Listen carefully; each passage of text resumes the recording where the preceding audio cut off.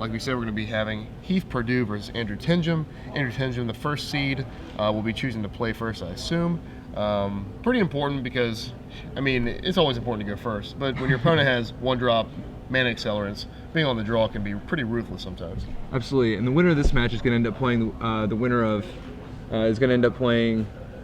Let's see, yeah, Nick Mudd, who won with Aristocrats over Naya yesterday. Yep. All right, so here we go. Guildgate. Didn't think I'd see these until post-rotation, but you know. There's a fair number of Guildgates in this top 8, right? right? Good amount of Guildgates, yeah. The black-white deck has it, the rock deck has it. And yeah, I mean, just we've seen so much black-green and black-white on camera that we've just seen Guildgates galore today. Yeah, and plus there's that Izzy Guildgate in Prozac Storm deck. That's true, that's true. Don't forget about the blue-red duels here. All right, so we have Voice here against Vampire Nighthawk. Not the fast start that Heath could do, but of course, that guy ain't no joke there, Mr. Paladin. Giving Voice fighting power against the Vampire Nighthawk, but still just a trade here. Do you make this trade here? Pretty sure. It depends on the rest of your hand. Yeah, if you have I see a removal spell. Because the Vampire Nighthawk is a above average quality card. It's possible that he just wants to deal with the Paladin and just have the Nighthawk holding down the fort. Yeah, also reasonable. Yeah. So he's going to take the damage. He's going to go to 16. It's not like the Vampire Nighthawk can't replenish the life loss there. Right. Plus, if he's on, if he trades, he still has to deal with the Elemental. That's true. Yep. All right, so Andrew looks like he has Oblivion Ring, Disciple of Bolas. I see Restoration Angel, and then a couple black cards there, assuming some form of removal to the left of his hand. Yeah, Oblivion Ring definitely not at its worst in this matchup, particularly game 1 when Perdue has 0 ways to get rid of it. Yeah, yeah. Answer alls are good, especially in a deck like black-white that doesn't have permission. So pretty much everything's resolving against you if you're Andrew, and you just have to be able to just use your resources to deal with on-board threats. It's not like we have Thoughtseize yet, right? Once you get that, a deck like this might even be enhanced further, right? Oh, absolutely. Thoughtseize would definitely be right up their alley. Yeah. All right, so we're paying 2 life here. If he passes turn, we all know what's going on here. Well, no. The Restoration Angel. Oh, yeah, demon. nothing. Yeah, there's no way. Yeah, because of Voice of Resurgence, he's not going to want to play anything on it. Yeah, that's true. That's true. Yeah. But the Desecration Demon is definitely a real nice follow-up to the Nighthawk. This Right. way, he's putting down big threats that are actually able to swing the game fair bit. Yeah. Vampire Nighthawk attacking and effectively blocking at the same time, and the Desecration Demon being so big that Heath Perdue can't really move forward with any kind of attack. But if you start sacrificing creatures already, then he's going to just fall further behind. Yeah, I think if he has another Voice, this would be a decent attack here. You could play Voice, sack it. So he's going to have Garrett here. Oh, this is a supply of food for the Desecration Demon. Definitely, yeah. I wonder if he's. I mean, obviously, I think you make token here, and then do you pass turn? I'm not sure. I kind of want to just attack. If you make a token, tapping the Desecration Demon and getting in there for 8 is a pretty big gain. Now you do then have to sacrifice the Voice on your opponent's turn in order to tap the Demon again. But maybe you just want to bash as hard as you can. Yeah. That said, I mean, obviously there's a lot of merit to just waiting and having a bigger board position. Right, yeah. And he's going to do that. And I like this play too, because Andrew does play Mutilate, and you just can't sit around with a bunch of 2/2s, because he can Mutilate for 3 already. And Mutilate for 3 here saves his Demon, like we mentioned yesterday. You know, it's like Wrath, everything but this monster in play. Yeah, now the players have each other's deck lists, so he knows that he's up against 2 Mutilates main deck and 1 in the sideboard. It's interesting, Black, just as they're about to game Thoughtseize, loses Mutilate. Yep. Loses a fair amount right now. And it looks like he actually has one, so this is going to be... This is definitely everything that Tenjum was hoping to see, you know? Right, curve, some interaction. Especially if Heath sacks his Voice here, he's just going to get, you know, laid out. So, decision time. If you sack Voice here, which, I mean, I don't think it's the worst play in the world, you're going to get, this Mutilate's going to be real bad. Now, the good news is Perdue will at least get to keep his Garruk. Right. Oh, he did not sack anything, so he's trading Garruk to keep his Voice in play.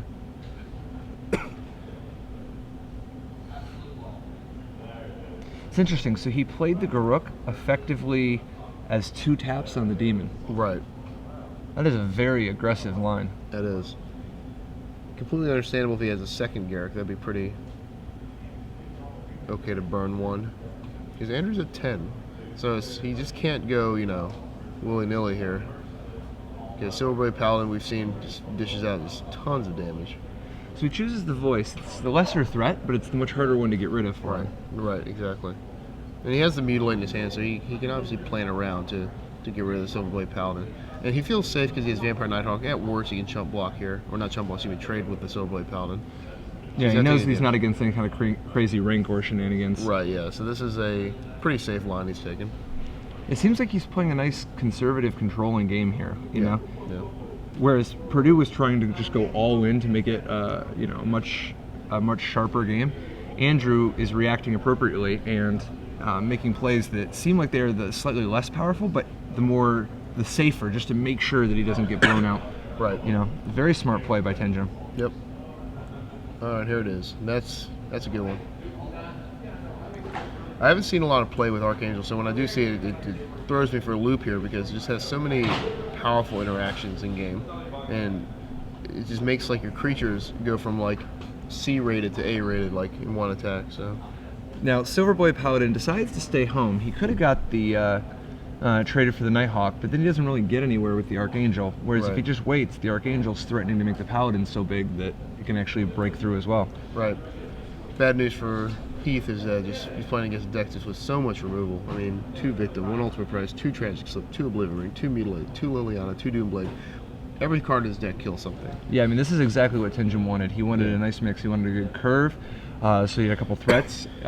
He wanted a variety of removal spells, and he's even got that Mutilate in the bag. Yeah, so it's not going to end well for Heath this game. And I think another reason is he's pretty flooded. Kept kind of a slower hand, so that's pretty much a good indicator of why he tried to go all in with the Garrick. The weaker your hands are, the weaker your board state is. When you're an aggressive player, you're just like, I just need to try to go for it. You know, I can't sit this draw-go game with my opponent here. So Demon's coming in for 7. Heath is... So Tenjum's got a couple options here. He's got Restoration Angel, in case someone's trying to make a play with that. But he's also got the conservative, just, you know, Victim and Knight, the Archangel. Mm-hmm. I'm pretty sure he's just going to pass turn because his opponent doesn't really have a way to save his Archangel, so he can just do it at instant speed. Or this is fine too because he's gonna draw a land. Draw 7. He's gonna draw a land. Wow, this is a pretty big game right here. Yeah, I mean, this puts Andrew's life total up to a nice conservative amount. Right. But the only thing that can go wrong is if he doesn't hit any kind of a land to Victim. But even in such a spot, he still has a Nighthawk and a Disciple to protect him. Right, he drew a plethora of land and it looks like he drew everything. I think he's going to very quickly put this one away. Right, yeah. This makes his life total, I believe, 17? Should be 17, yeah. Okay, so he's going to discard here unless he's going to discard 1, I think. Better to discard the land. You don't need all that. Then just tap out. Let him. Right, because and it looks like he is at 15 from there was an earlier shock, but okay. Yeah, I mean, once you have these many resources, you don't need that extra land in your hand. Absolutely not. As much as you'd like to just blow him out in combat with a Doomblade or a Victim of Night. Now, it's such an advantage, knowing that Perdue does not have access to anything that can save his creature from a Doomblade. You know, whether it's a Restoration Angel or a Ready Willing or anything like that. He doesn't have any of those in the main deck. Yeah, he is at Victim here of the spells of Andrew. Just can't really interact too much, so that's another reason why we saw the aggressive Garrick play. He really wants to go to sideboard, I think. He has a bunch of spells here that'll help him after board. But game 1, like you said, he needed that 1 drop and then the smite or something quick, and his quickest play was a turn 2 voice on the draw. That's just not going to cut it. Now here, Perdue knows that he's almost surely a goner. However, there's nothing he can really do besides just go for it. Right. You know, his hope is that if he doesn't block the Archangel, but he blocks the Paladin, then the Archangel having double strike causes the Paladin to go up to a 3/3 first. Right. And looking at Heath's hand, he had Garrick. He had a few things he could have done prior to combat, but you know, I think I would have played Garrick and then fight the Nighthawk pre-combat. Well, it still doesn't work though, because the instant speed. I mean it does if you let the Archangel live, but yeah. All right, so Tristani is in play. He had a few creatures he could have played, so we're going to go with a refilling of the board. Tristani is historically good against other decks. This deck, not so much. Yeah, this is not its best matchup. No, it has such a big toughness that can block most aggressive 3/3s on the draw or on the board, like flip up boards, etc. in the red-green decks. And then when you untap with it, you're just gaining, a ridiculous amount of life. Yeah, and the thing is though that Andrew has such big threats, like drawing so many cards off the Disciple, as well as hitting so hard from Obsidat and Desecration Demon, that even if his opponent gained 40 life, he could easily overcome it. Yeah, I'll get you eventually is the control motto there. So Gerald's Messenger ticking Heath down a few more notches. It's always funny seeing Vampire Nighthawk and Giraffe's Messenger fighting side by side. They are like two opposite ends of the spectrum. Oh yeah. We have the lifelink vampire and the draining zombie together. And then that human in the middle that always thought was a cool card. It has it's different, There's not many cards like it. Alright, so what does Perdue need to even get to have some chances here? I think he needs another Archangel, which would gain him life with Tristani and then counters on all his guys and stuff. I mean, we know that Andrew has more removal in his hand. Another slip, another victim, just more stuff. So, yeah, drawing 7 is pretty effective when you don't draw like 5 or 6 land like we saw yesterday. And he's gonna be drawing 3 more right here. Oh no! Yeah, I guess he's just gonna blink the Gerald Messenger. So we have an update. Jeff Khrushchev with Blue White Red Flash is up a game in the Flash. Is that Flash Humans matchup? Yep. Yeah, the Aristocrats. So we have the control deck of the top 8. Now trying to get to the finals here. Clearly the dog I'm rooting for.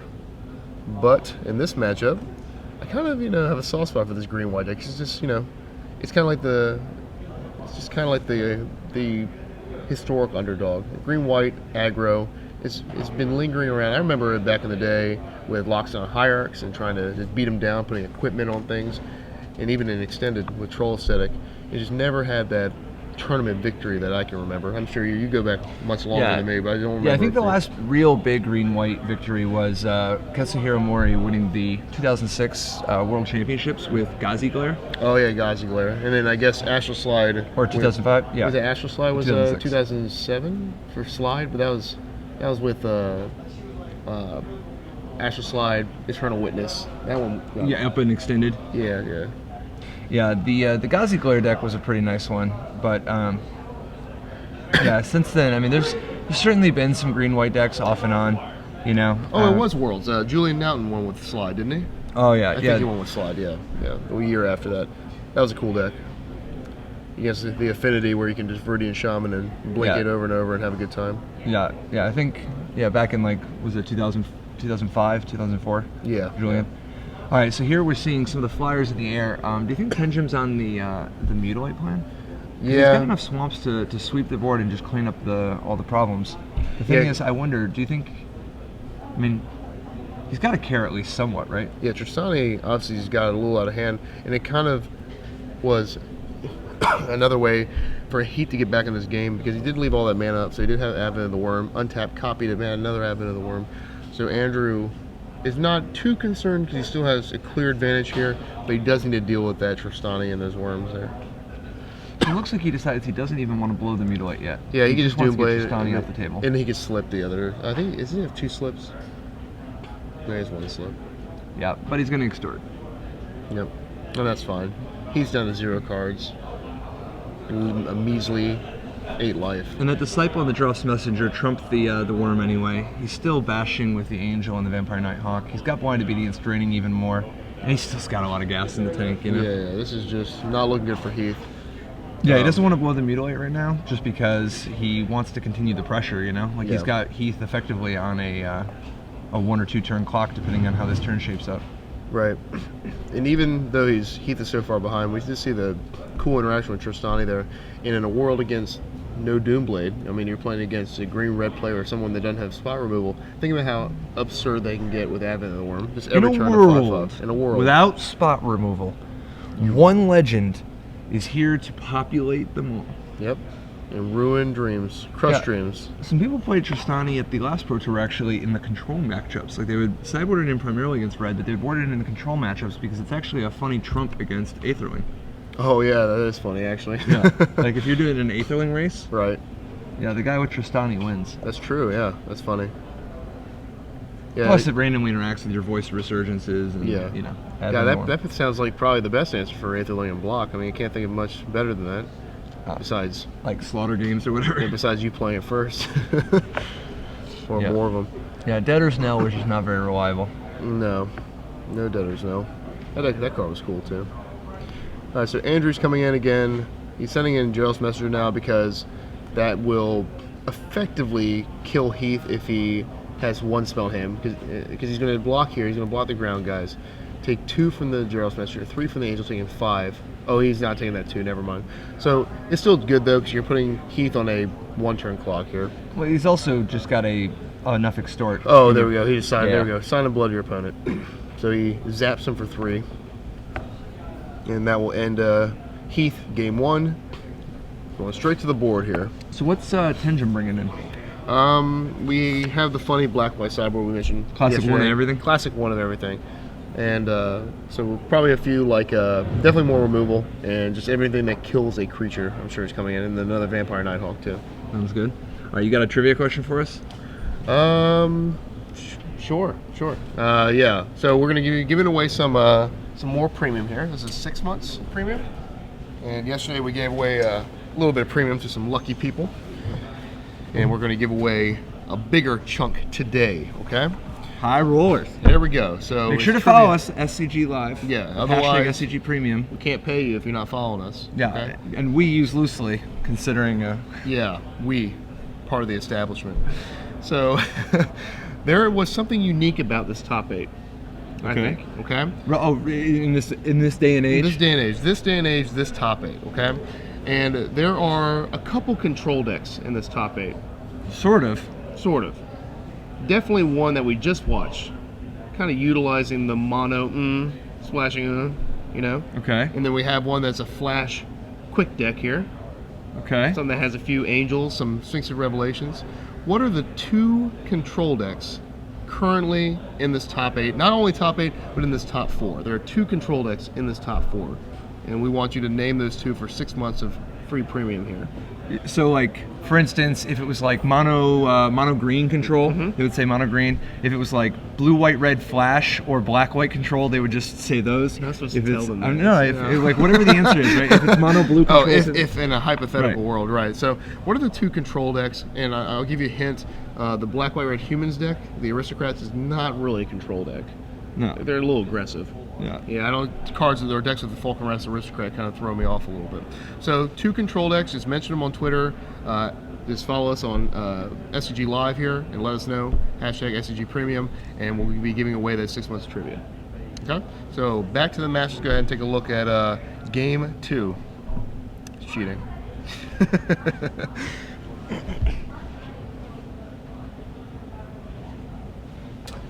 All right. So game 2. Yeah, it looks like Heath on the Perdue. play. Yeah, Purdue's gonna bring in. He doesn't have a ton. I think he's gonna bring in Fiend Hunter. He may. Although actually no, Fiend Hunter is just too unreliable because of the sheer volume of creature kill Andrew has. Right. The Rook Primal Hunter will be good though. Oh yeah, that's the one where we mentioned how good Resto Angel is against Planeswalkers. Garrett Primal Hunter can withstand a hit from a Resto Angel, so I definitely like it better than the Relentless. And in this Celestial matchup. Charm or Celestia's Charm's got to be good, right? Oh yeah. That Yeah, the kills, ability to hit yeah. Obsidat or Desecration Demon. Right, and- plus you're occasionally going to either make a token or just get a +2/+2. I think it has a lot of upside here and no downside. Cards like Unflinching Courage are for the aggro decks. Pay No Heed again for the Bonfire that we Do talked you think about. there's any chance that he brings in Primeval Bounty? I think so. I This think is it's another way to go long. recurring threat, because even though Andrew kind of ran away with that game, Heath, hypothetically with 7 mana dorks, can get out of that Primeval Bounty pretty early, and even if he doesn't, he just wants a series of repeatable threats. Primeval Bounty, Garrett Primal Hunter, Garrett Relentless. So Is he there wants- any matchup you wouldn't board Primeval Bounty in? You love taking control. I do love that card. Probably any aggro mirror. Anything that you're playing against another aggressive 3 deck. life a turn. That's true. Maybe. And extra blockers. Maybe, maybe.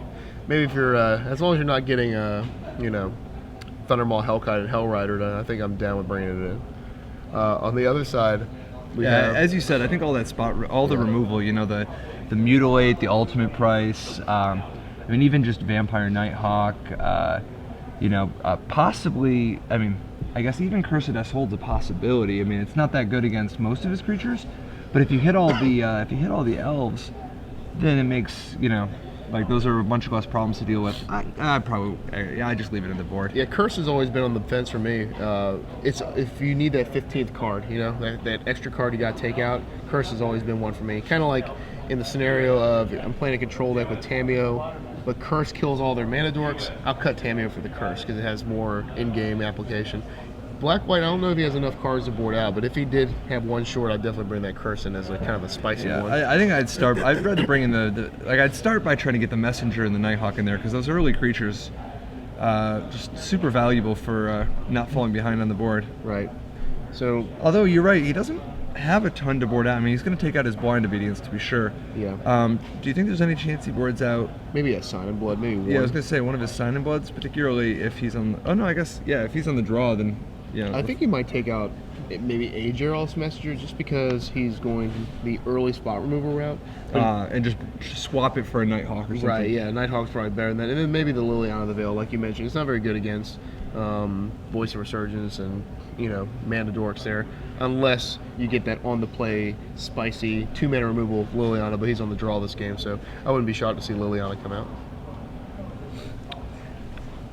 Alright, so Heath is looking for a much different start than last game. He had a little spark of fight in him when he made a bunch of worms, but Andrew, drawing a fistful of cards here, had plenty of resources to dispatch those quickly. Yeah, last game was definitely textbook exactly what the Black-White control deck wanted to how it wanted to play out. Right, which is a very different sort of pace than, like, for instance, a blue-white-red control deck would play out, where, although actually there were some similarities, like the Disciple Bolas looked an awful lot like a Sphinx's Revelation that game. It really plays like it, right? You draw cards and gain life. That's what Sphinx's Revelation does. Yeah, it's like Sphinx's Revelation, but instead of casting Supreme Verdict, you make a demon beforehand. Yeah, that's true. It's definitely the other side, the dark side of control. Yeah, demons are very flavorful, cool cards in Magic. I remember Promise of Power. That was one of my favorite casual cards back in the day. Making a demon, drawing 5 cards. Why do demons give you so many cards? That's the question. No, you're absolutely right. I bet everybody involved in the design of that is a bunch of very attractive men and women. I'm sure they're beautiful people. Magic players are beautiful people. Okay. Like the Patrick Chapin, and Brian Kibler, of course, most attractive person of all time, right? Oh! I was just informed. I looked it up. I Googled it, and I think someone knew. Tell you what, someone next to me may have had an influence on Promise of Power. So it looks like the players have got their opening hands. All right. No, they don't. Tenjum going back for 6. Going back to the well. I've been very impressed with Tenjum's play this whole weekend. Yeah, he's definitely played well. Tenjum's no joke. We like to mention, of course, we were talking to some people that read our work earlier and talking about variance and how his child kind of is getting a little frustrated because you get mana flooded, mana screwed, all this stuff. In Magic, the beauty is the variance, isn't it? It lets people, that aren't as good, like, I have a shot to beat you, right? Because of this slight variance. Isn't that good? I mean, it's definitely a good element, but I think the bigger selling point is just the variety of gameplay. If you and I just sit down and do a game of, let's do calculus real quick for money. Yeah. Like it's not as exciting as even like playing blackjack, which has a very minimal amount of skill. Exactly. Yeah. But that variance gives you something to hope for, and it makes the games play out different from game to game. But it also it leads to a certain amount of unknown. Mm-hmm. Like there's a certain amount of it's not actually completely clear what all is important, how important are different things. Like if you're playing a game of war, there's no mystery. We both, even though there's variance, there's no mystery. We both know exactly which cards are higher than which other cards. Right. Game like Magic, there's enough variance that's uncertain. There's enough noisy stuff where it's not even clear when we think we're getting good hands or not. How good is our hand? It could change card by card, like you said. Yeah. Also, it's people like to use the vocabulary. Oh, I'm playing black-white control against Archangel control or aggro. I have a good matchup. I'm probably going to beat them. How often do you hear I'm going to beat that deck? And then you look and what happens? You know. So even matchups are not definite, are they? It's 70-30, 60-40. It has been a while since I saw a 100-0 matchup in Magic. Definitely Antoine Ruel in the top 8 of Pro Tour Honolulu that Herbert Halls won. That was pretty close to 100-0. It was definitely 100-0 once he put Ancestral Recall in his deck. Yeah. But is that a good card? It wasn't legal, but he knew it was a 100-0 matchup. Right. So why not? He kind of had some fun with it. Yeah. So here's the start you mentioned earlier. Perdue, 1-drop, 3-drop on turn 2. But Andrew on his mulligan answers with Doomblade. Let's see if Heath has another smiter here. Man, that's pretty aggressive, because what if Heath had just played his land first, and you go Doomblade, and then he's like, ready, willing, Yeah, that would be slightly devastating. And a lot of people get into the mode of, I'm going to play my instant speed because it feels like the right thing to do, but it's not always the right thing to do. Sometimes it's right to do it main phase 1, get it done. Oblivion Ring, taking out the smiter, taking advantage of the fact that he knows that Perdue has 0 answers to Oblivion Ring anywhere in his 75. Looking at Andrew's hand, he does not have another land, and he has Gerald's Messenger in hand, so he's going to need to. And here's an example of why I think Gerald's Messenger is kind of weak in this matchup, because Heath on the play, your turn 3 play cannot be a tapped 3-2. You cannot be the aggressor on the draw with this deck against even a halfway optimal Perdue start. Because obviously turn 2 Voice of Resurgence is not optimal. Demon, however... Demon definitely a very solid turn 4 play. Right. Particularly after Removal Spell on 2, Removal Spell on 3. Right. Let's see if he has a Celestial Charm here. If he does, this will be a pretty easy charm and attack here. Yeah, this is exactly what Andrew wants. Is as long as this Demon lives, he's in pretty good shape. And I see... Desecration Demon, quite possibly, first of all, probably the best black creature in the format. And we were hearing people suggesting that it might be the best creature in the format, but I personally got to give that title to Restoration Angel. the only other real candidate in my eyes is like maybe, I don't know, Voice of Resurgence or Olivia Valderin. Yeah, I think all those maybe cards Scavenging Ooze. all those cards are better than Desecration Demon. Desecration Demon has been doing work, but it's obviously in a very specific deck. I don't think it's hard to compare it to, like you said, Restoration Angel or even Thragtusk, things that transcend archetypes that go on to all of them. So Nick Mudd taking game 2 against Khrushchev with let's see, that's victory for, or I guess tying it up for 1-1 between Aristocrats and Blue-White Red Control or Flash. Blue-White Flash, yeah. Sorry, it's close, Oh. So Trostani do you think the Trostani here is gonna? If it lives, that's a way to feed the demon forever and gain tons of life, right? From my memory here, I don't think Andrew has a removal spell, and if he doesn't, this is going to be a disaster. Because those elementals are going to get out of hand, to say the least.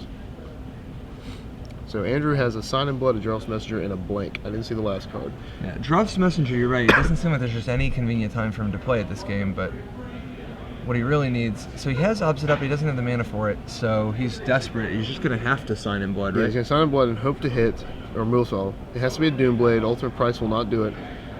Slip might be good enough, because he has the demon, which can turn on Morbid pretty easily. Oh, and he hits the Doomblade. And the land he needed. There we go. The perfect 2 cards. That was literally the 2 perfect cards for Andrew. Yeah, so now he can actually bring him right back into this. Play the land, Doomblade, and Slip, and then just clear the board for the most part. So Does he have a Slip? He has a Slip too, I think, right? Wow. No, maybe he doesn't. He drew a land. Yeah, no. I had Slip on the brain as a possible out, but... So Doomblade hitting Trostani, which... His Nighthawk is his last card. Okay. Yeah, I I actually kind of like declaring my attack first, see what he does. Right. Definitely don't attack here. You're at 14. Hit your opponent's at 25. Just hang back. Let him sag guys if he wants to. Particularly, he's even gaining more life from that Scavenging Ooze. You gotta quiet this game down a little bit. He's even got Obsidat still in the tank. Oh. If he had one more land, this could get slightly out of hand. Right now, it's just the Ooze pumping all of his guys, but I think he's land lists at this point. So I think we're going to go to combat, and then I think we're just going to pass turn here. Okay, so what do you think about the Pilgrim, not sacking the Pilgrim to get in there for 6? I like it. I think waiting till next turn is probably right. Andrew, I think Heath can safely say Andrew did not have either A, the removal spell when he signed in blood, or B, the another, at least a second removal spell, because I don't think he would put him on that. So if you don't have 2 removal spells, you can wait 1 turn and then really hurt Andrew on this big swing with the Archangel involved. So Demon obviously taking a little bit of time. You have to stop during every combat step. It's kind of fun, I think. Like you said, it opens up different lines for your opponent to make mistakes. It's just, do you want to sack something? When's the right time to do it? Should I attack with it? Should I not? So it looks like Perdue has access to an Advent of the Worm, which could surprise pump the Elemental in combat, but not by enough to kill the Demon. Right. The bigger game is the Scavenging Ooze's ability to pump everything. Yeah, I'm pretty sure you're okay with Vampire Nighthawk killing one of your guys here, and I think you sack that Pilgrim and then get in there with the team. Float a mana if you want. You can play Advent pre-combat. What's the other card in his hand is a question. I think it's another Archangel.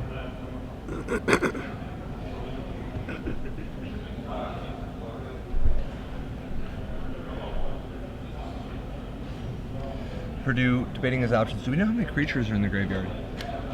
I see. Is it just one? I think there's 2 Smiters at least. Well, one's Oblivion Ringed. Okay, 1 Smiter and 1 Tristani, and then the other graveyard is 0. So yeah, 2.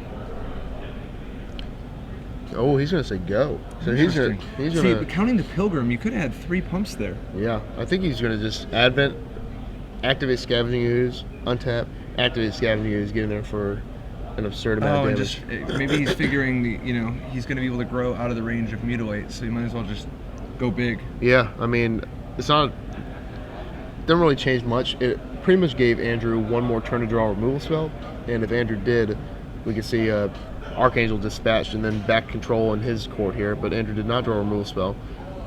And he's going to remove Osmodat. He's going to see an Advent of the Word end the turn. Now this is lethal, right? This is just a ridiculous amount of damage. Yeah, I believe this is actually lethal with the amount of ooze pumps, because you're gonna get 3 ooze pumps total after you tap the Demon with your Avacyn's Pilgrim. Yeah.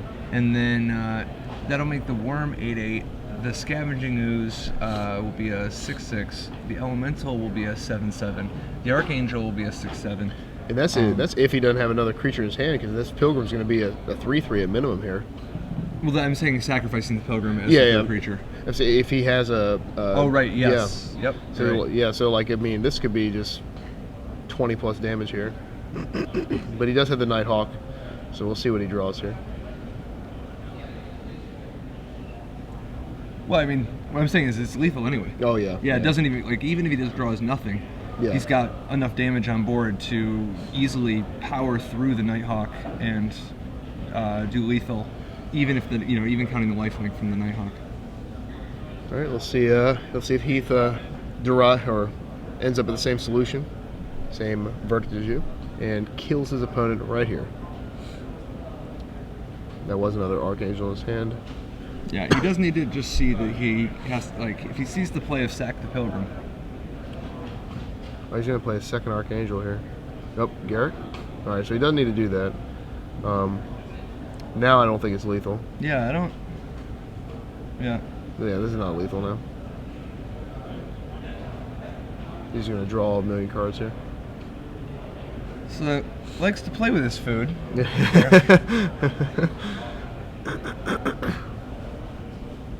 It's like, oh, you beat me with the Disciple Boss. Let me show you how it's done. Yeah, you want to draw 7 cards? I'm going to draw 7 cards now. 6 cards, close enough.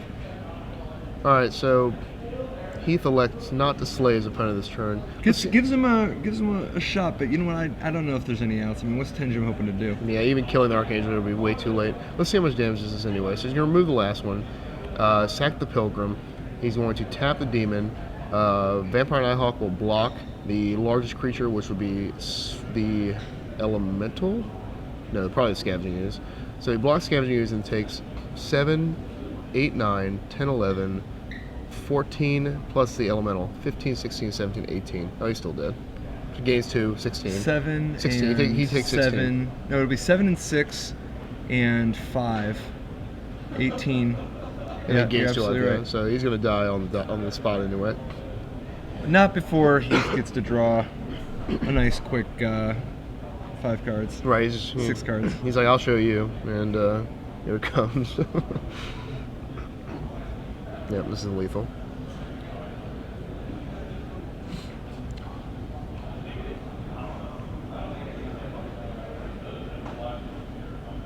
Yep, blocks the ooze, takes 16.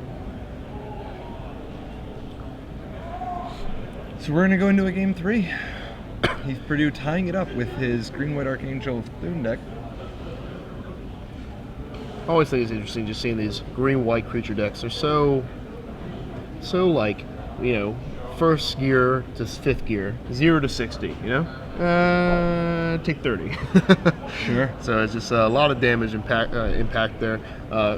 Contrary to the red decks that are really like gradual, haste creature attack you, haste creature attacks you, you 4 damage here, 5 damage here. This deck is about, I'm going to just build my board presence. You got a Death Touch guy over there. I'm not worried about it. I'm not worried about any of your creatures. I'm playing 0 removal my entire main deck. I'm just going to go over here and mass this ridiculous board because how many people are playing Supreme Verdict nowadays? Not a lot. Not a lot. One of the trivia answers are playing it, but that's about it. One Supreme Verdict deck in this top 8. All right, so game 3, the sideboarding. I think Andrew might take off Gerald's Messenger. Dead card in his hand. Definitely not something I would want to draw again. On the play, obviously much better, but still not that great, I don't think. So I kind of just want to be all Nighthawks on turn 3, or maybe even a Blind Obedience in turn 2 and then turn 3 removal spell instead. Yeah, I could even see potentially, you know, switching back over to like a Liliana or something. Yeah, Liliana, like we said, on the Like, if you're if you're gonna gonna play, be on the yeah. Yeah, I agree. because you're right. The Messenger looked pretty bad that game. Yeah, if it didn't come into play tapped, if it was somehow a different Magic card. Yeah, and plus, like, if it was instead like an enchantment that made it so that you could skip your draw phase, but instead you could pay 0 life to set aside the top card of your library, and then at the beginning of your end step, put it into your hand. Yeah, that's similar, I guess. As That's well similar. as, you know, if you discard a card, exile it. Yeah, I think that would be a better card for us than What's the mana Dross cost on Messenger this? Is too. this The same thing, Dross black? Messenger. No, it's Okay. just Dross Messenger. Okay, gotcha. I think we deviated a little bit from what it used to be, instead of adding 1 or 2 things. But yeah, there's I guess the development team really knows what they're doing. They make cards pretty well. You're saying by not making Necropotence anymore? Or not making Necropotence. Sure. Or making Gerald's Messenger untapped. I mean, every little like nuance, every little difference between a card is make or break, from playability to all powerful to broken. You know, you got. When was the last time you think they made a card that was just actually broken? Like, just completely broken, needed to be banned, just had a, you know, problematic impact on the game? Probably Jason Mind Sculptor. It's probably the last one. I mean, I liked it. Well, then again, you know, I was usually the deliverer of Jace, not the receiver. A lot of people said Jace wasn't that bad, though, because they had Valakut and it wasn't really a bad matchup for them, they say. I'm going to But, go with you know, Preordain. Preordain? Oh, that card's awful. No, just if we just look at which cards got banned. Like, Preordain is the card that has most recently been printed that has been banned, am I right? Not in standard, though. We're talking about. I didn't say standard. Oh, okay. I guess we'll go. A card so powerful it has to be banned. All right, let's go with like banned in artifact Vintage or lands. Legacy. Let's go with artifact That's lands. a powerful. Like, no, but artifact lands are much older. Yeah. Preordain, that card's barely even playable. So let's go to game 3 here. Let's take a look. That should have been the trivia question. What card is barely playable? What card's barely the answer playable? we were looking for was Preordain. What is Preordain? Yeah. I walked that back. No, I think that Jace the Mind Sculptor is an example of everything that's right with Magic. Right. Yeah. Other than it not being legal. You know, like, how beautiful. yeah. Can you imagine how much more popular Modern would be if everybody could play Jace the Mind Sculptor? That would be, like... I think that might destroy the format, but you know, kind of remember Standard when people had it was like 32-man PTQs and stuff in Roanoke. I remember going there in 5 rounds. I mean, I know what you're saying, but I know that worldwide, when Jace the Mind Sculptor was legal, tournament attendance was doing pretty good for a while. No, that's true. It was doing pretty good for a while. Yeah. I remember when Skull Clan was legal in Standard for like months and months and months. Then they banned it at the last possible minute when the last set came out. I was like, all right, well, I guess now it's time to go. Wasn't Skull Clamp only legal for like 3 months? It was legal for for the full set. It was legal for the full set. No, because it came out in the second set. Well, I played at regionals, and then it was legal at the nationals after regionals. And then when the last set came out with Eternal Witness, they banned it that set. It like became banned as the Eternal Witness set came out. I only remember it because I remember having to play 4 Viridian Shaman and 4 Oxidize in my main deck. So I mean, Skull Clamp was like one of the hallmark Darksteel cards, which was the second set in Mirrodin block back in, was that 2003? Yeah, and then, or actually 2004 was when. Like, so you're right, it was 3 months then, because it was the middle set and then they banned it with the third set. Yeah, exactly. But there was like there was a nice little evolution there, because I think an awful lot of people were kind of done with Skull Clamp after about 3 weeks. You know what I mean? Remember, Elfin Nail became the best deck with the Skull Clamp. That's the only time I ever saw on a Wizards of the Coast, like on their webpage, an article that was previewing a card, and the preview article said this card is going to be banned. Which is a questionable marketing technique, but I remember in Limited. I mean, Flores is not wrong. No, that card. All right, so it looks like Andrew is at 6. Now he's on his way to 5. Oh no, we saw him do well with the Mold 6 last game, even though he lost. He still put up a good fight. Yesterday we saw him on a mold of 5 come back to win. Yeah. With triple. Oh no, he ended up losing that game, but he established control just barely, and then ended up losing on life total. But the triple sign in blood helps a lot, because when you're on that mold of 5, there's nothing you want more than some sign in bloods. That's true. Other than maybe your opponent to miss their second land drop because they were greedy. Greedy green-white player. We'll see. There's a few hands that Andrew can beat on a 5, but like we mentioned earlier. Magic's a beautiful thing. You can look at your opening hand and say, oh, this looks real good, Heath does, and then all of a sudden, Andrew draws the right series of cards and can come back from multiple. What do you think is the greediest green-white player? Greediest green-white player? Yes, there's like Brian Kibler, there's Craig Wesco, and there's a lot of green-white players in this world. Like, who's the greediest green-white? Because the problem is that when I think of anybody I think of that plays green-white that's like known for green-white, they usually strike me as people who are very rational about their risks they're taking in terms, at least in Magic, as opposed to like, out at the bar Friday night keyboard. But when you're like just talking about green-white index, I think Craig Wesco, Brian Kibler are both known for building very sturdy, reliable decks. Right. I'm wondering, who builds the greediest green-white? The first one that comes to my mind is Eric Lauer and Randy Bueller, who played a green-white Oath of Druids deck back in the mid-90s. They were playing green-white control back in an era before people played, non-blue control decks like that. Yeah. And all they wanted to do was Archangel people over and over again. Actual Archangel. Oh, the Vigilance actual Archangel. Yeah. Oh, that's fun. Well, with Sylvan Library as their Necro. All right, so Andrew, with a lightning-fast tempo, not so much lightning fast play, but has Mutavault and Orzo of Guildgate facing down. Is this going to be a turn 3 Smiter? Yeah. Turn 2, yeah. Yep. Turn 2 Smiter, you're right. Yeah, real accelerated, aggressive. Patrick mentioned the formula for winning, and Heath obviously listened to you by playing turn 1 guy, turn 2 locks on Smiter. Yeah, but Andrew doing everything he needs outside of the Sign in Blood. Oh, that is devastating. Do you attack? You don't attack her, do you? You don't want to get Mutavaulted. Oh, I wouldn't do that. Garrick's going to die to Mutavault now. Yeah, but that Garruk was worth so much to him. I think you got to stay home. You got to stay home. Although I don't know if it worked out better this time because he got the extra damage in, right? Because doesn't his opponent have a Doomblade or something? Maybe. I just don't.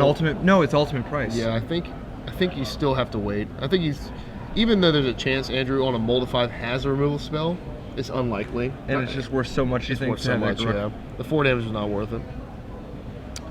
Well, maybe that's why. Wow. Right, I figured out why I did it. Wow, so you're saying Heath Perdue knows something, huh? You're saying Heath has more information than we did. Second Garrick. Oh, this is a brutalizing. Could Heath's start be even better than this? I don't think so. No. Actually, yeah, I guess if you went turn 1 Elf, turn 2 Voice Elf, turn 3 Garuk.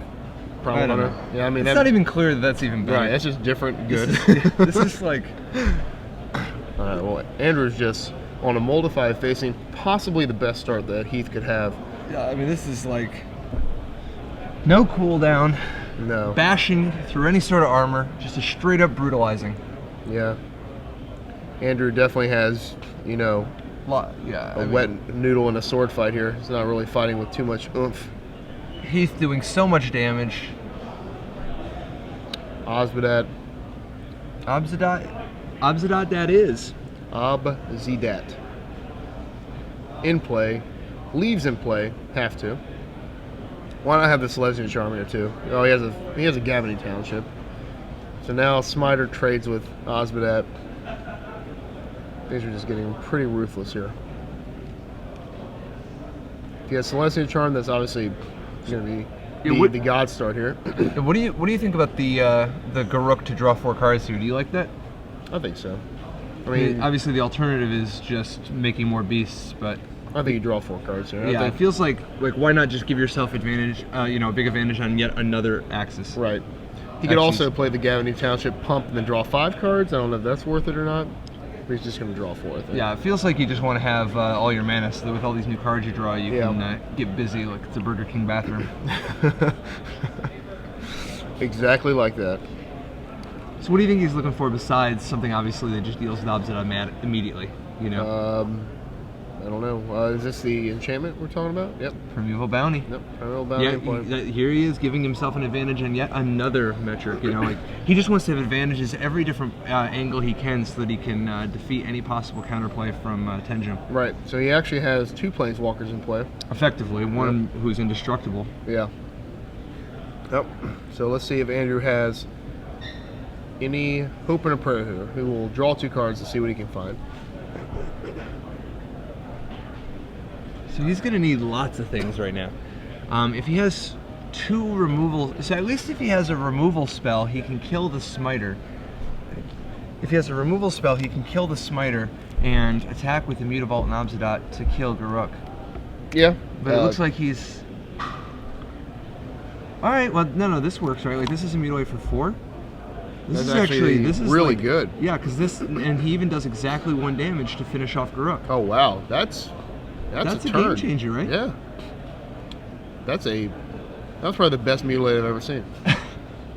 That's the best mutilate I've ever seen. So at this point, Perdue has a little bit of an advantage, but he just, I think he was feeling a lot more comfortable 15 seconds ago. He was. I think that Heath is still a little too far ahead for Andrew, but the only reason I say that is I see a Township and then at least 6 spells in his hand. So against Andrew's 2, but let's see if he can come back here. So we're gonna see 3 3s left and right. Yeah, he's gonna play another voice here, and then I think he might have a Pilgrim. Then he has an Ooze. So then he's gonna play a land here and then an Ooze, and he's just gonna have another full board. And even if Andrew somehow manages to mutilate again, he's gonna be facing down just a plethora of voice tokens. Yeah, 2 elementals plus on Heath's turn he'll play another creature, get another beast, and just bash. Right. He might not even play the Ooze here to play around another mutilate, which is fine. I think that's just an absurd amount of damage. I wouldn't mind him saying go here. Yeah, particularly since like in this spot with the Gavany Township, he's got way more than lethal. Yeah. Andrew, happy about that mutilate. Couldn't have been a better turn for him, but he's just drawing all those cards off Garruk, having the start that he had, and of course a Primeval Bounty, which is probably better than any Planeswalker in his deck when you have a full grip here. It's just going to be pretty rough for Andrew. Now Heath does need to make sure that he can power through this Obzidat, even if there's a removal spell. And besides, this board is big enough. If we can get Primeval Bounty on screen, it's a card that a lot of people probably haven't played too much with. The life changes is obviously because he plays land, the bottom mode there. The middle one, he can actually pump creatures with counters. Yeah, like add into the Worm as a surprise, like pump spell in combat. Yep. And in the first ability, that's how we're getting our beast tokens here. Pretty much, it's all the modes that you would ever want from a Planeswalker: life gain, creature advantage, and then pumping. Yeah. Fate Seal, Brainstorm, Unsummon Guys, an ultimate they never survive. Like every ability I would want. How much would that enchantment have to cost? 5 and a green. A Jason Mind Sculptor enchantment for 5 and a green. Oh no! Oh, I thought you know that enchantment. Oh no! The Mind Sculptor on enchantment. Oh. Like whenever you play a land, brainstorm. Whenever you cast a creature, unsummon, something like that. Seems pretty good with an explorer or two. You know, Yeah. 2 explorers would be super good with brainstorm. That's every true. time. 2 explorers especially. I like to explore. All right, Andrew facing down just a Just bashing? He's a nightmare. He's bashing. Restoration. Oh no, this is why. Nice. All right, so it looks like humans has defeated. Aristocrat? Yeah, the aristocrat humans. Yep, black, white, red humans, aristocrats, Act 3, defeating blue, white, red flash. It's got to be Act 4 at this point. Sure. Because I think Act 3 was some junk. Okay, so we have a lot of acts here. Defeating blue, white, red control. Yep, and there goes the last good guy in the top 4. Has been slain. The last good guy. Oh, I'm sorry. I thought you were still rooting you're for. Right. I'm rooting for Andrew. Just kidding. Maybe this game is just looking a little grim for me. Come on, Andrew. You can do it. I got faith in you. I wish he had Sphinx Revelation instead. All these good guys. I think you just got a predilection for the control deck. Maybe. You got to go back to your roots, man. I know you're green-white on the inside. Thank you. Back when I was 14, 15, absolutely. I was stomping people to death. So Tenjum actually now has, enough cards that he could potentially mount a real comeback. I mean, I don't think he's out of this yet. Yeah, definitely not out of it. Heath playing a little bit conservatively last turn to play around Mutilate. I still like that play, but obviously he would have had a much more hefty board presence. But this is still not bad. So we still have a game here. I think it's just a no-brainer. Send in all the boys. Andrew, I think he had a Doomblade, but hopefully has a Mutilate to go with it, because right now his best bet here is a Doomblade, a Voice. Probably not at instant speed because it's a voice. Well, this is why. He's going to Doomblade the Voice and then block the other Voice and then be able to Mutilate if he has like 7 swamps out, which I think he does. Yeah, but then you know that he's not going to commit anything else to the board. Right, yeah. So I think he's probably not going to Doomblade yet. He'd rather just Doomblade on the end step, so that Heath commits a little bit more to the board. Just block the Voice. And most likely, honestly, what Heath will do is just pump with the township, so it won't matter anyway. So. Right, yeah. But definitely Plan B or Plan A has to be in effect there. We need another Mutilate, or this is going to be... And you might go ahead and just Doomblade the other Voice if Heath actually pumps with the township, Yeah, I like that. Because once he taps out for the township, he's not committing anymore at this point, I don't think. He might, though. We'll see. The thing you got to watch out for is that Heath has access to Ready Willing. I guess Ready Willing won't stop Mutilate. Right. How big is that Mutilate? Is it for 5? I think there's 2 Godless Shrines. So that's for 5, yes. Yeah, so all you really need to watch out for is instant speed spells because of their ability to put +3/+3 counter. Right. Celestial Charm would obviously save those guys pretty easily. It would actually save 2 guys. All right, how big are these elementals? I don't think they're going to be big enough to survive the 5 Mutilate. Well, particularly not when they... I think they're exactly 5/5s after this Voice dies. Yep. So exactly 5/5s. So Mutilate will work here if he has it. Any spell could make this go... 6/6s now. Well, anyway, he has a 6 swamp in his hand anyway. Yeah, and obviously... Oh, yeah. The Mutilate kills the other beast and then will shrink anyway. Yeah, just kidding. So it would have to be a Mutilate for 3 would kill everything. Pay no heed, starting to look pretty good. The Mutilate did damage. It'd be pretty good. Alright, here we go. No. As an instant speed, +3/+3. Oh, Giant Growth. Better than Giant Growth. Permanent style. Alright, does he have the Mutilate? I think he does. I think that's the 3rd card there. My artwork prowess here is not the best. I gotta tell you, Andrew has not looked afraid for even a minute. Yeah, there's a Mutilate. This is going to be an impressive play. This will kill everything. This is good. Alright, so the world dies except for 1 lowly elemental. No. Oh yeah, because there was still a Voice. He never used voice, it. Yeah. And I think his follow-up play, 1 short of an Osmodet, so he has the Resto Angel. Obviously, Heath is going to... He knows Andrew only has 1 Mutilate left. What do you think of not attacking the Mutavault there? He has the Resto, so I think Okay. Resto there instead. Wow. Yeah. So I think what's going to happen, I think Heath is going to drop the world here. I don't play around the last mutilate. If I'm Heath here, I might hold one creature back, but you really need to have a hefty board presence because you can't, like we've seen, there's too much spot removal in Andrew's deck just to have 2-3 guys out. What a game. On the mold of 5, Andrew Tenjum back against the wall, facing down every sort of disadvantage he could be in, and just, like, I mean, out here grinding. Right. And we see how good sweepers are against green-white. I don't care what year we're in. If you have sweepers, it's pretty good against this deck. All right, here's our refill here. Did he forget some 3/3s?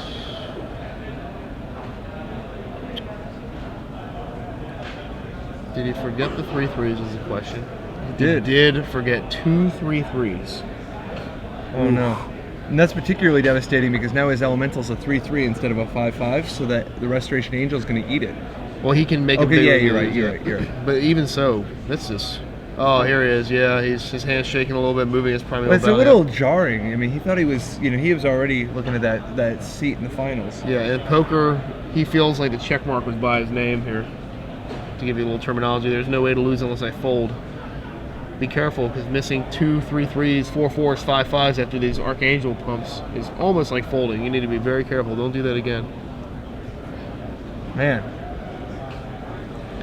So Andrew, trying to figure out what is he, what are his outs besides drawing the last mutilate? Right. What else could he do? I don't think we resto chump block here. I don't think that's in the cards here. No, I think you got to save the resto anyway, if only to potentially sack to a disciple if you draw that. Right. Maybe he's thinking about mutable chump blocking, but I don't know. I don't know if it's worth it. No, I don't think you can chump block. I think you got to just put out the restoration. Maybe not. I mean, because maybe you figure the only way you're winning is if you draw mutilate next turn anyway. Right. Or maybe an augur. You definitely throw the Resto Angel out there because if you draw the Disciple of Bolas, yeah, you want to draw those cards. Because then you have more chances to draw the mutilate, right? Well, he's only got one more Disciple of Bolas in his deck. Right. So, I guess possible. Yeah, you play to those outs. I think he has another Osmond in hand, so regardless, he'll have a play after this mutilate. Andrew needs about 3 more mutilates, I think, to really take control. We need to have 5 or 6 of them. Dude, I don't know. I wouldn't count Andrew out yet. Oh, here's an ultimate price. Okay, so in response, we're going to see an ooze activation, which pumps his other guys. So that ends up being that's a 3/3 elemental. I think I would have passed priority. I'm pretty sure Heath was going to... he missed the angel trigger. Oh.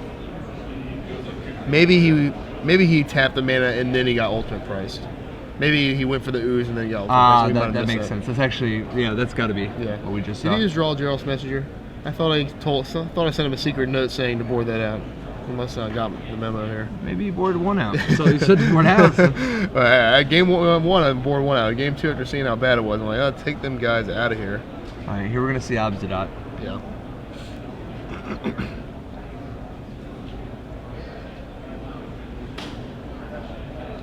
All right, going to 9. Andrew should be dead as sin here because of all those 3/3s that have been accidentally missed.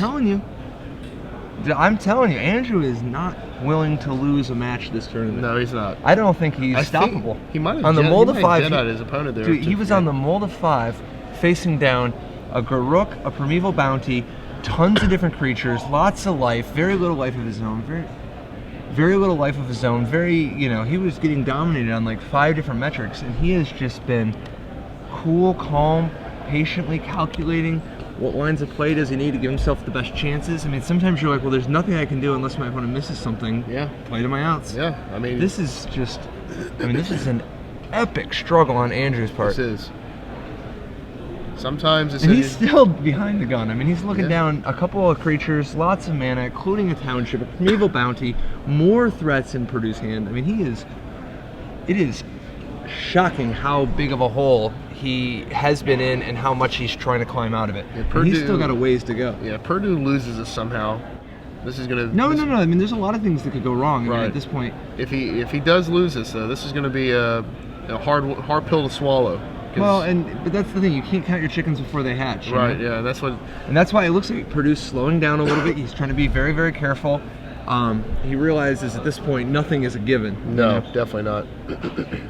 Do you hold the last Scavenging Ooze in your hand, and he is not going to hold it, but do you hold it and just use what's on board to win, or do we just say, you know, forget it, I'm going for it, play everything? I think it's the difference between killing making Obsidat chump block or not.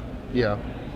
I think if I was him, I think I would play the Ooze, because it makes your Elemental a 5/5 and then a 6/6 with the Gavany Township, but he's not. He's going to trade Elemental for Osmond. I do not like this. I do not like this. How big is that Ooze? It's a 3/3. No. How big, like potentially? Like how big can it get? 'Cause it can eat. Let's see, we're seeing a Disciple. We're seeing Obsidat. We're seeing Archangel, Voice. Basically, just the limit of how much green mana he has. Right. I'm pretty sure it's not. I don't think there's 6 guys. There might be. Oh, you're right. I think he might have. Well, he has the Mutavault, so he can just chump out the Ooze. So what's going to happen here is going to activate Mutavault, block the Ooze, and then throw Osbat in front of the Elemental and trade. And then now all Andrew's looking at is an Ooze he has to deal with and a couple other guys. I mean, if he played the other Ooze in his hand, then that Ooze would be a 6/6, almost impossible for Andrew to kill. Although I don't know, the next Ooze is going to be a pretty big game too. Yeah, I mean he has gas later.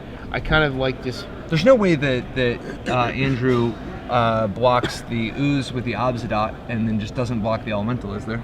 And keeps the Mutavault? I would not like that at all. I don't know. Or he does have Restoration Angel, so he could potentially. Right. That's what. Yeah, absolutely. And Yeah. the Restoration Angel blinks the Obsidat. Yeah, keeps it. After Perdue uses all his mana to pump the Ooze. And then you've got the graveyard emptied quite a bit. You've got the Ooze bigger, with all the counters, located on one threat, so that a single removal spell can deal with that particular Ooze. And then you actually drain him again with the Obsidat, and you get to keep it, so that you have like a big board presence of your own. The only negative would be facing down that Elemental. But yeah, I don't think that's a bad line either. I think he wants to get rid of. I think we're on the. I know I only have 1 Mutilate left, but I know I have tons of spot removal left.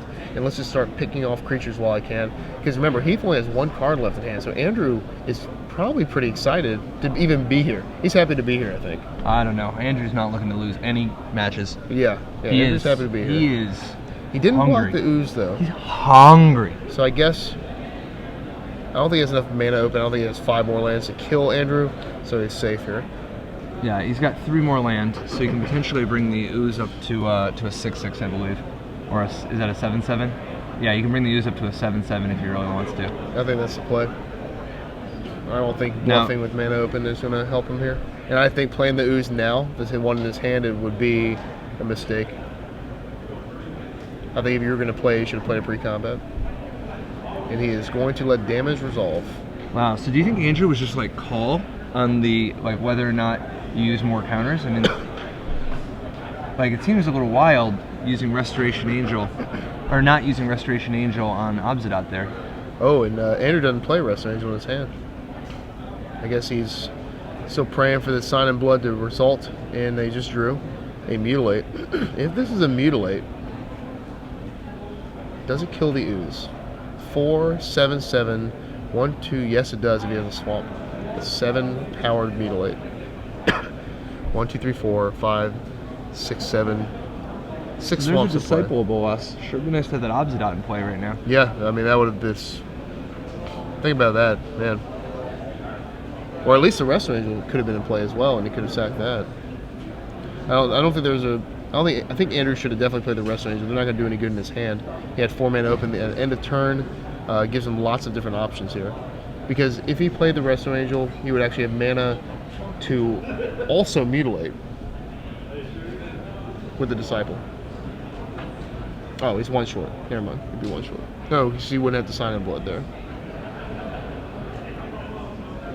Alright, so I think he's going to. I think he's dead. Yeah, I mean it's been a hell of a run. It has. But I think we've come to the end of the road for Andrew. Yeah. Took a calculated risk on that